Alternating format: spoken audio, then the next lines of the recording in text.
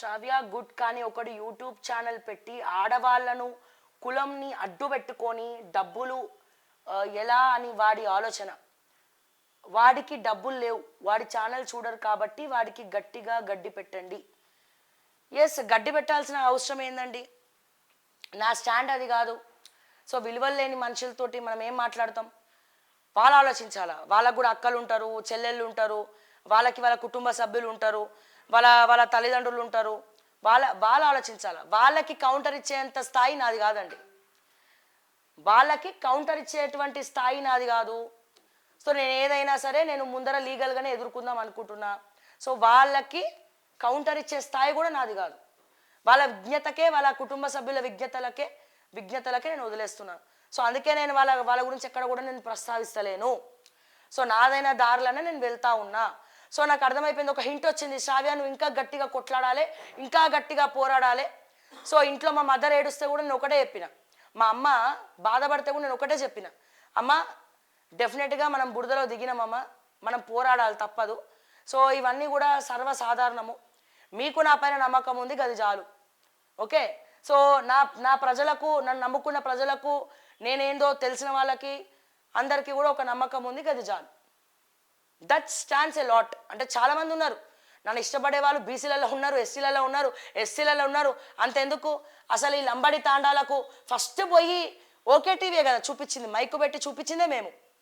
తాండాల జీవితాలు రేవంత్ అన్న దయచేసి వాళ్ళ భూములు గుంజుకోకు, వాళ్ళు ఆగం పడుతున్నారని చెప్పి మొట్టమొదటిసారిగా రెడ్లకుంట చెరువులో రెడ్డి గారి ఇల్లు ఎప్పుడైతే చూపించడానికి పోయినానో అదే రోజు ఫార్మాసిటీ బాధితులు తాండావాసుల కాలనీస్కి వెళ్ళి వాళ్ళ తాండాలకు పోయి చూపించిన. ఓకే, సో అది వాళ్ళ స్టాండ్, అది వాళ్ళ విజ్ఞత, అది విలువలు లేని మనుషులు గట్లనే మాట్లాడతారు. ఓకే, ఇప్పుడు నేను మాట్లాడేది పచ్చి తెలంగాణ, పక్కా తెలంగాణ మాట్లాడతాం. అరే ఏందిరా భయ్ అంటాం, డెఫినెట్గా అంటా. నేనైతే అంటా, మాటల్లో మాట్లాడినప్పుడు డెఫినెట్గా అంటా. సో ఇక వాళ్ళకు ఉండాలి, ఆ విజ్ఞత అనేది వాళ్ళకు ఉండాలి. సో ఏమైంది, ఇన్ని రోజులు సంపాదించుకున్నటువంటి పేరంతా ఒక్కదాంతో పటాపంచలు అయిపోయింది కదా. సో నేనెందుకు ఇది చేయాలండి? సో డెఫినెట్గా దానికి కారకులైన వాళ్ళందరికీ కూడా సో ఒక ప్రణాళిక అయితే ఉన్నది.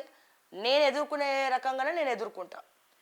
సో అవన్నీ వాళ్ళకి కౌంటర్ ఇచ్చే స్థాయి కూడా నాది కాదండి, వాళ్ళకి కౌంటర్ ఇచ్చే స్థాయి కూడా నాది కాదు.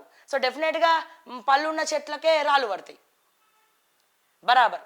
సో డెఫినెట్గా ఇంకా బుల్లెట్ స్పీడ్తో ఓకే టీవీ దూసుకపోతుంది, ప్రజల పక్షాన కొట్లాడుతుంది, ప్రజల పక్షాన మాట్లాడుతుంది. నేనైతే అదే స్పిరిట్తో ఇంకా ఇన్ని రోజులు ఒక వర్షన్ నడిచింది, ఇప్పుడు ఇంకో వర్షన్ నడుస్తుంది, 8.0 వర్షన్. తట్టుకోలేరుగా ఎవరు కూడా. సో అటువంటి తీరుతో పోతా, అవసరమైతే ఏదన్నా కానివ్వండి. ఓకే, సో ఎనీవేస్ నా కోసం ఆలోచించి మీరు కమెంట్ పెట్టినారు, thank you so much.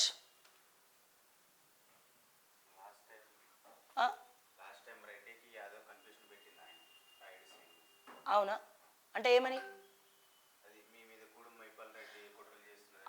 Yes అవును.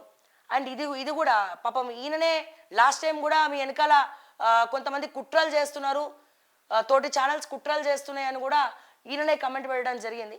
ఎనీవేస్ మీరు చెప్పారు, బట్ మేము ఏదైతే అదైందని మేము కూడా అనుకున్నాము. బట్ లైట్ అండి, ఇవన్నీ సర్వసాధారణం.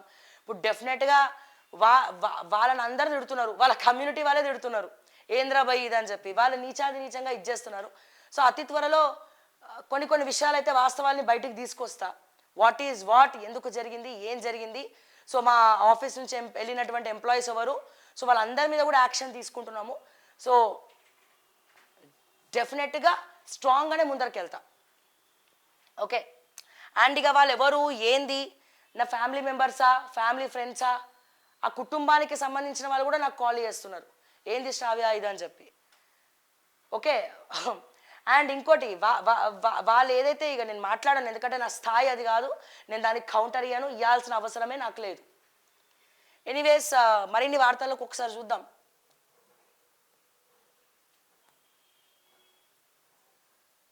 V6 ఒకసారి చూసినట్టయితే